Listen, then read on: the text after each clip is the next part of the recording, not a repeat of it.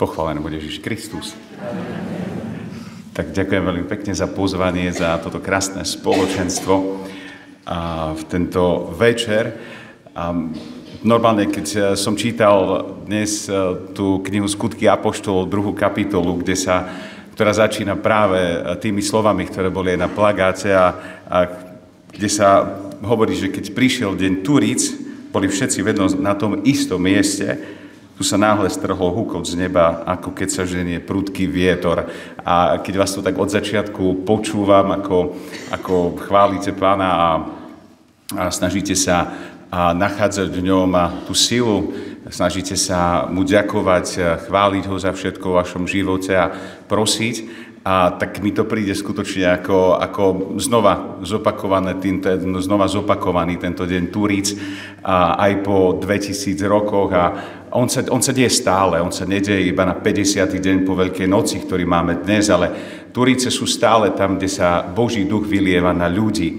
A tak poďme skutočne vstúpiť do tajomstva tohto Božieho ducha, aj keď aj dnes na Svätej omši som hovoril, Božieho ducha nie je možné pochopiť hlavou, ale je možné ho zažiť srdcom. Toto je najväčšia pravda. Čokoľvek vám tu dnes poviem, nikdy nedosiahne pre vás istotu toho, že áno, Boží duch existuje, pretože Božieho ducha nie je možné vidieť a pochopiť, Božieho ducha je možné žiť, možné ho zažiť vo svojom živote a myslím si, že mnohí to tu ukazujete, že žijete s Božím duchom, pretože je to veľmi kľúčové v našom živote.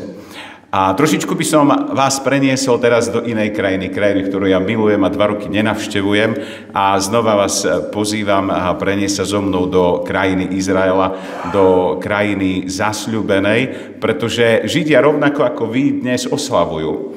Je pravda, že ich počítanie dní je trošičku kratšie a tak vlastne tento dnešný deň Turíc, ktorý máme my tu, oni už oslávili minulý víkend, pretože trošičku sa pohli kalendáre oproti tomu nášmu, ale naše Turíce, náš sviatok zoslania Ducha Svätého je odvodený práve z sviatku, ktorý sa volá hebrejský Šavuot, čo v preklade preložíte ako týždne.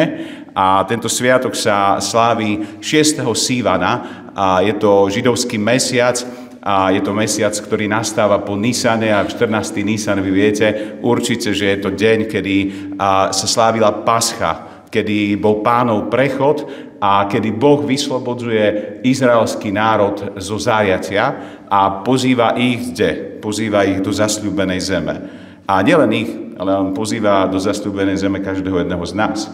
Pozýva aj nás, aby sme žili radostným a zasľúbeným životom.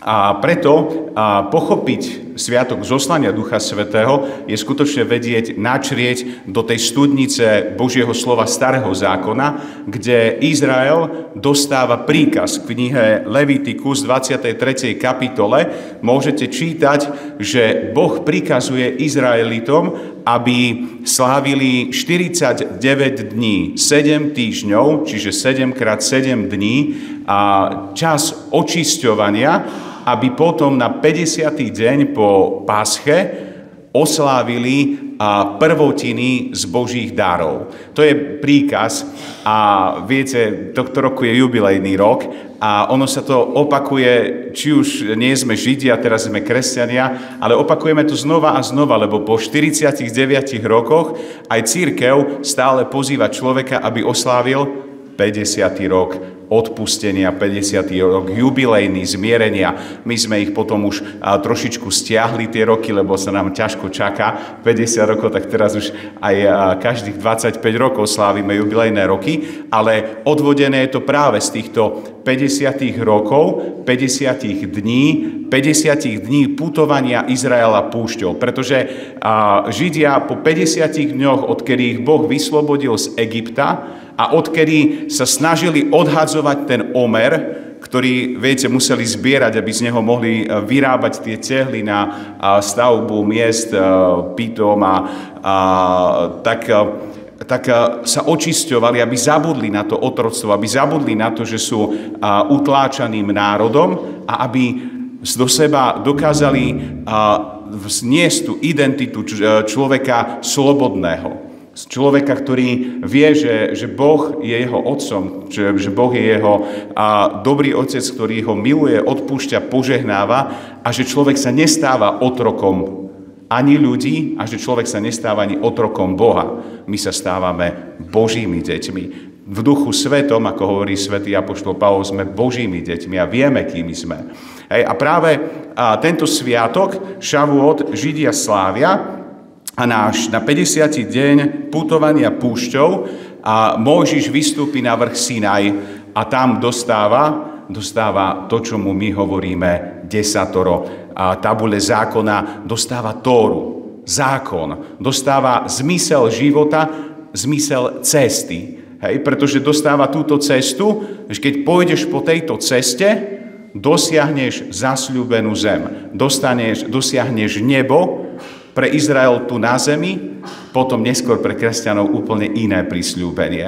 Hej, a tak vlastne zmyslom tohto sviatka týždňov Šavuotu v židovstve je vlastne osláviť to, že Boh dáva dar človeku. Nie je náhodou, ako som aj dnes vo omšiach spomínal, že momentálne kombajny už zacúvavajú do sípok, pretože je žatva. Hej, a tento sviatok je spojený s agrárnym rokom, čiže je spojený so žatvou a oslavou toho, že Boh sa stará o človeka. Viete, keď dostanete výplatu, tak určite poviete chvála Bohu, vďaka Bože, že mám z čoho žiť, mám z čoho uživiť svoju rodinu. Keď možno pred x rokmi ľudia zožali úrodu presne takto a dokázali ju dať do sípok, uskladniť, tak večer sadli a podali chvála Bohu, budeš čoho tohto roku prežiť potom do ďalšieho roka. Hej, a tak vlastne tieto chvály Bohu za úrodu zeme sa preniesli do náboženského zmyslu a ľudia začali ďakovať za oveľa väčšiu potravu a stravu, ako je len telesný pokrm.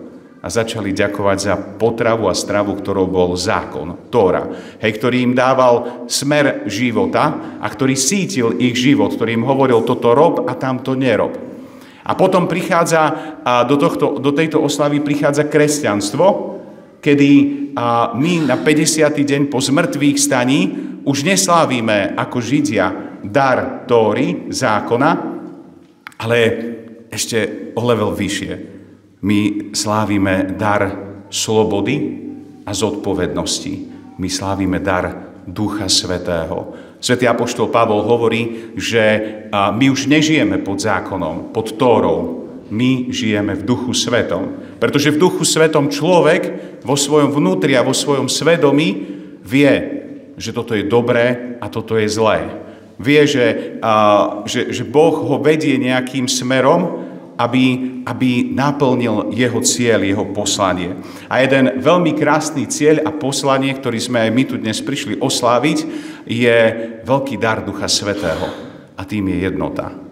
Tým je jednota spoločenstva, jednota cirkvi, jednota v Ježišovi Kristovi. A tak započúvajme sa do slov práve skutkov apoštolov a autora Lukášovho evanjelia, ktorý nám píše: Keď prišiel deň Turíc, boli všetci vedno na tom istom mieste. Tu sa náhle strhol hluk z neba, ako keď sa ženie prudký vietor a naplnil celý dom, v ktorom boli. Izjavili sa im akoby ohnivé jazyky, ktoré sa rozdelili a na každom z nich spočinul jeden.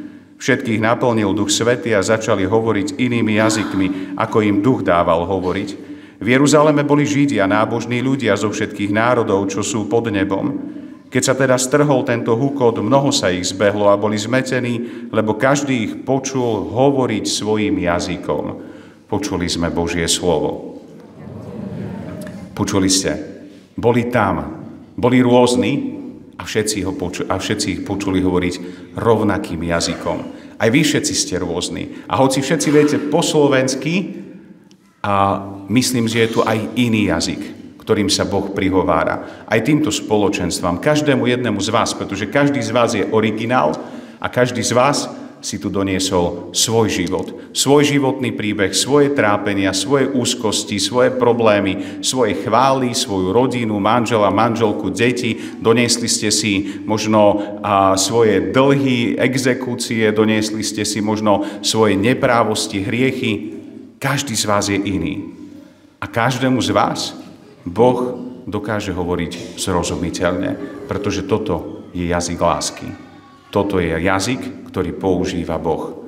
Je to jazyk odpustenia, je to jazyk milosrdenstva, jazyk, ktorý nerozdeľuje ľudí, jazyk, ktorý nešpíni ľudí, ale naopak jazyk, ktorý ľudí zjednocuje a pozýva ich k tomu, aby nasledovali Boha. Toto je pôsobenie Ducha Svätého. Viete, ja vám nepoviem žiadnu teologickú pravdu o Duchu Svätom, pretože neexistuje taká pravda, ktorá by nám Ducha Svätého teraz tu bytostne zjavila. Ja vám môžem povedať o svojej skúsenosti s Duchom Svätým a vy mi môžete povedať o svojej skúsenosti s Duchom Svätým, ako k vám Boh hovorí. A ja viem, že moja skúsenosť hovorí o tom, že keď idem a príde na mňa strach, ja viem, že si poviem, ale Boh je so mnou a ja sa nemám čoho báť. Ja viem, že prvá vec, ktorej ja cítim, že Duch Svätý stále so mnou je práve to bezpečie. Je práve to, že cítim, že Boh ma drží stále pevne v rukách. A keď prídu rôzne výzvy a ja sa opýtam, Pane Bože, a toto dám? Toto zvládnem? A on mi povie, nie, nezvládneš, ale my to zvládneme, lebo nie si na to sám. Ja som stále s tebou. Toto je najzákladnejší prejav Boha. Tak, ako malé dieťa potrebuje najzákladnejší prejav lásky svojich rodičov, a to je bezpečie a objatie, pre nás, Božie deti, je najzákladnejším prejavom Božej lásky práve to. Nie si sám, ja som s tebou, tak ako tu otec to hovoril pred chvíľou. Hej, Boh je stále s nami a môžeme sa cítiť v bezpečí. Keď najbližšie pôjdete a budete mať rôzne strachy, povedzte si, Bože, ja viem, že si so mnou a ja sa nemám čoho báť. Aby tá jednota bola skutočne uskutočniteľná, aby tá jednota, ktorú tu sa modlíme a o ktorej hovoríme, ona musí mať svoje pravidlá. Ona musí mať svoju jasne zadefinované veci, na čom musí stáť jednota spoločenstva, jednota ľudí. A tak si možno vy sami teraz povedzte, idem prebrať 5 kritérií jednoty svojho spoločenstva. A to spoločenstva, vy si za to dajte, možno idem sa pozrieť na 5 kritérií jednoty mojej rodiny. Idem sa pozrieť na 5 kritérií môjho farského spoločenstva. Idem sa pozrieť na 5 kritérií jednoty nášho mesta, nášho spoločenstva alebo národa, civilizácie ako takej.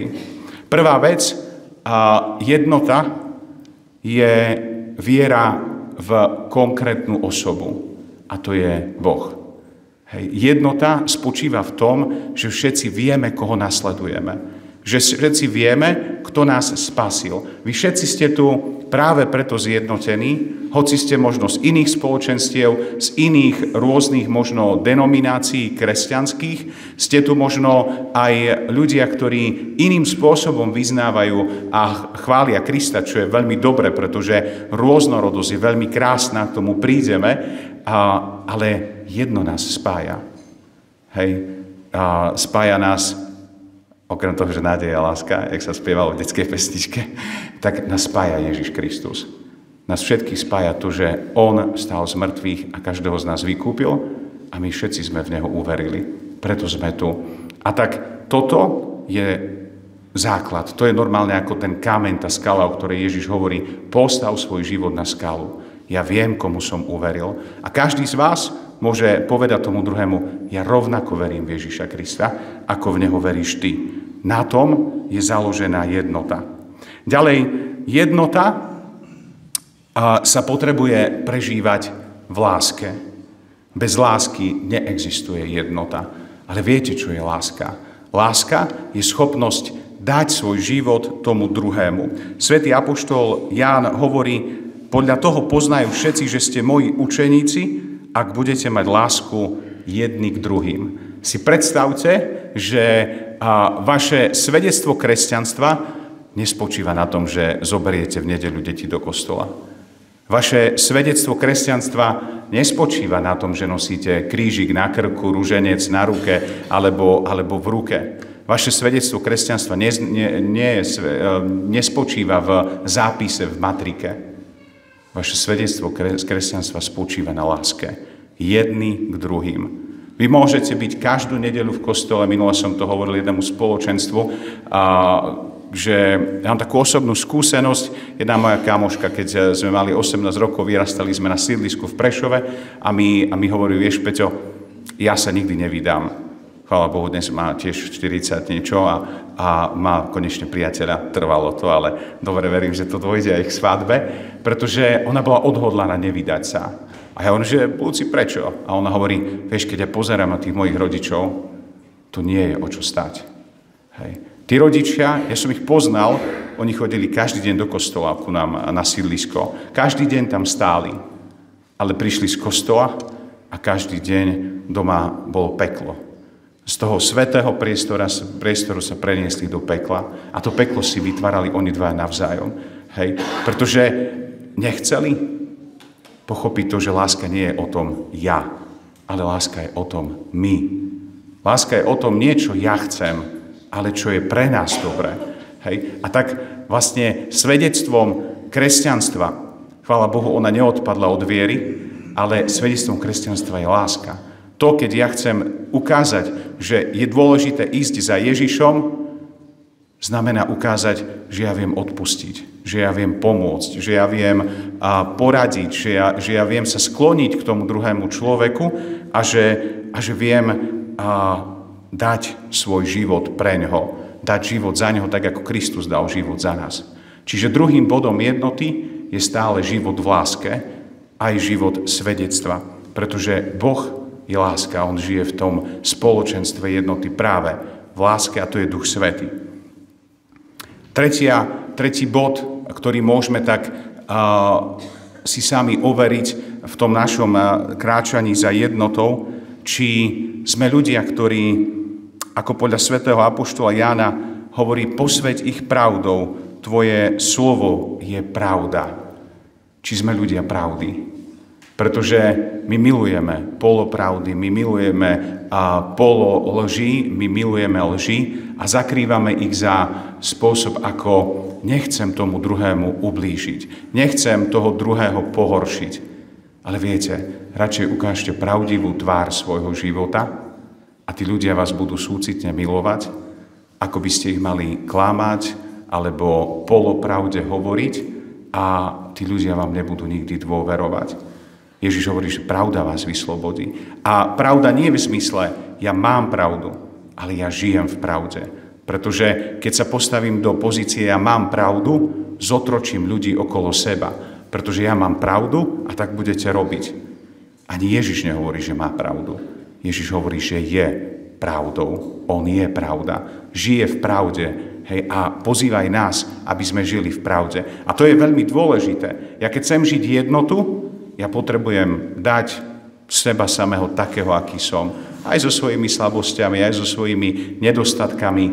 Ale keď ma ľudia majú milovať pravý obraz. A nie Facebookovú profilovú fotku, ktorá je 10-krát prefiltrovaná, hej, a ešte AI upravená, aby ako nejako vyzerala. Toto nie je realita. Realita je zvráskavená tvár, človek zohnutý možno pod biedou chorôb, ťažkostí, kríža, aj trápenia, ale človek hodný milovania. My kňazi, ktorí spovedáme, dobre vieme, že čím človek je úprimnejší a čím doslova viac zo seba toho nakladie von, tým viac lásky z nášho života ide voči nemu. My sa nepohoršujeme, čím viac hriechov ľudia povedia. My sa viac tešíme, čím viac hriechov ľudia povedia, pretože oni sa staviajú do pravdy pred Bohom. Hej, a tak tretím predpokladom jednoty akéhokoľvek spoločenstva je hovorme si pravdu. Žijeme v pravde pred sebou, aby som nemiloval obraz, ktorý ma potom vie veľmi prekvapiť, keď zistím, že to tak nie je. Štvrtou vecou pre jednotu, ktorú by som s vami tak zdieľal, je znova to, čo Ježiš sa modlí vo veľkňazskej modlitbe. Keď hovorí o tom, aby svet uveril skrze jednotu tých, ktorí ho nasledujú. aby svet bol spasený. Viete, svet žije svojím duchom, duchom sveta. Ježiš žije duchom svätým. Akým duchom žijem ja? Pretože ak budem žiť duchom sveta, pôjdem síce v tom mainstreame, v tom hlavnom prúde, ale nebudem tento svet posvecovať. Alebo duch sveta je zlý duch. A Ježiš hovorí, že duch svätý je ten, ktorý posvecuje, ale častokrát ide proti prúdu tohto sveta. Ale ide za správnym cieľom. Štvrtá podmienka jednoty je spoločný cieľ. Viete, mať spoločný cieľ. A teraz si zoberte tú rodinu, zoberte si možno to spoločenstvo vaše, ktoré máte, ktoré ste tu, niekoľko spoločenstiev, zoberme si farnosť, zoberme si firmu alebo niečo. Čo je naším cieľom? Kam sa chceme dostať? Ak bude našim cieľom úspech, zlyháme. Ak bude našim cieľom sláva, zlyháme. Ak bude našim cieľom zarobiť, zlyháme. Jediný cieľ, ktorý Boh požehnáva, je večný cieľ. A to je spása. Dostať sa naspäť do domu Otca. Ježiš už tie dvere pre všetkých otvoril, ale nedonúti nikoho z nich, z nás, aby sme cez tie dvere prešli. Toto je na našej slobode. A toto má byť našim cieľom. Keď si možno povieme ako manžel, manželka, čo je cieľom nášho života? Cieľom nášho života nie je postaviť si dom a mať šťastnú, zdravú rodinu, neviem. Cieľom nášho života je, aby som sa ja stal cestou pred teba k večnému cieľu, k nebu. Aby ty si sa stala cestou k večnému cieľu pre mňa. Hej, tak to aj býva, nie? Lebo viete, že cesta do neba je krížová cesta. Ako to manželstvo, nie? To keď kňazi idú občas sobotu sobášiť, sa tak rozprávajú, čo robíš dnes? Požehnávam krížovú cestu. Nie? Tak to, ale viete, iná cesta do neba neexistuje ako cez kríž. Ježiš povedal, vezmi ho a nasleduj ma. Hej? A tak to si možno tak stále povedzme pri akomkoľvek spoločenstve, keď aj budete plánovať, alebo budete nejako rozmýšľať, že čo ďalej. Všetko má byť podriadené večnému cieľu. Ak toto nemá slúžiť k večnému cieľu neba, ten plán nie je plánom, ktorý je Boží plán. A potom posledné, čo by som rád tak zdieral. Jednota sa nedá žiť bez pokory, služby a rešpektu. Viete, lebo jednota nie je uniformita. Jednota nie je, že všetci sa budeme volať rímskokatolíci, alebo všetci sa budeme volať gréckokatolíci, alebo všetci sa budeme volať dvaja, traja, alebo maranata, alebo budeme spoločenstvo a neviem aké. Boh miluje rôznosť. Boh miluje lučnú záhradu kvetov, kde každý je originál. Predstavte si, že všetci by sme boli rovnakí. Nie, však to by bola aká nuda. Hej, ani Pánu Bohu by sa asi takto to nepáčilo. Boh nás všetkých stvoril úplne originálnych a v tej originalite si môžeme byť navzájom darom. Rešpektujme to, že ten druhý je iný, ako som ja. Nechcíme ho urobiť takého, aký som ja, ale snažme sa ukázať mu, že tá jeho originalita má spieť práve k tým dvom veciam. V pokore prijať to, kým som, a využiť to, kým som a čo mi Boh daroval v službe. Pretože všetky dary, tak ako ste to dnes mohli počuť vo Svetom písme a pri Svätej omši, všetky dary, ktoré máte, vám boli dané na všeobecný úžitok. Dnes do obeda som to kázala, zopakujem to znova. Keď som pred 6, 7, 8, 9 a 10 rokmi učil na gymnáziu v Košiciach, moja prvá hodina a s prvákmi začínala zoznamovačkou, tak ako stále, ale ja som volal, že egoistická hodina, aj pretože okrem toho, že mali povedať meno, priezvisko, od ktorej školy prišli a odkiaľ sú, tak mali ešte povedať jednu dôležitú vec. V čom sú dobrí. Hej, aby sa mali pochváliť. Hej, a tak začali hovoriť, no tak ja viem tancovať, ja viem šport nejaký, ja viem kresliť, hej, ja možno viem, mám rád, keď sa rozprávam s druhými, viem ich pochopiť a tak ďalej. Ale väčšina z nich povedala, ja neviem, v čom som dobrý. Ja nemám nejakú danosť, ja nemám talent. To boli 15-ročné deti. Ešte nemali odhalené v sebe to, že Boh ma niečím obdaril. Ja mám svoje dary. Ale ja verím, že vy, ktorí už tu máte viac ako 15 rokov, viete pomenovať dary, ktorými vás Boh obdaril. Pretože každý z nás dostal nejaké dary. A ja sám dobre viem, že keď tie dary používam na službu pre spoločenstvo, tie dary rastú. Hej, a sú úžasné. Ja môžem len ďakovať Pánu Bohu za to, čo Boh robí. Ale ako náhle ich tieto dary chcem zneužiť pre seba, pre svoje vlastné výhody, tie dary klesajú a robia ma nešťastným. A toto je veľmi dôležité pochopiť. V jednote si všetci slúžime darmi, tými, ktorými nás Boh požehnal. Nikto z nás nie je rovnako dobrý ekonóm, ITčkár, rovnako dobrý kazateľ, rovnako dobrý, speaker, alebo človek hudobník a tak ďalej. Ale keď všetci ponúkneme svoje dary do spoločenstva, každý bude mať dosť a každý z nich môže čerpať. A toto ja nám všetkým prajem. Práve o týchto 5 vecí jednoty sa snažiť. O nasledovaní Ježiša Krista a spájať sa v Kristovom mene a v Ježišovom zmrtvých staní. Žiť v láske. V láske, ktorá dáva svoj život druhým. Žiť v zachovávaní toho Božieho slova. V zachovávaní toho, že žijeme pravdu. Žiť v pravde. Žiť spoločný cieľ, ktorým je nebo. A po piate, žiť pokoru, službu a rešpekt voči druhým. Tak nech sa nám to darí. Ja by som veľmi rád zakončil a sa teším, že zaznela tá pieseň pred týmto slovom a ja chcem poprosiť hudobníkov, aby ten refrén znova zopakovali. 2 roky ma táto pieseň sprevádza. Tak ako tu Majka hovorila, že videla zásuvku, hej, a tak ďakovala za to, že niekto už naplánoval to, že my tu dnes budeme a natiahal káble. Tak 2 roky žijem s jednou myšlienkou, ktorá sa opakuje v tom refréne a je neskutočná. Hej, a stále si ju tak opakujem dookola, kde ste spievali. Si verný Boh, si verný kráľ, nevzdáš sa snov, ktoré si so mnou snívať začal. Boh sa nikdy nezdá snov, ktoré do nás vložil. Ale dôležité je, aby sme my snívali spolu s ním. A tak možno prežite tieto slova znova. A tak si povedzte, čo sú tie vaše spoločné sny s Bohom. On ich neprestane snívať a bude s vami, bude vás požehnávať práve skrze svojho ducha. Dôležité je, aby sme aj my neprestali. Nevzdali to ze žiadnych okolností. A vtedy bude tá žatva cirkvi. Vtedy bude tá oslava Ducha Svätého. A toto vám všetkým prajem. Amen.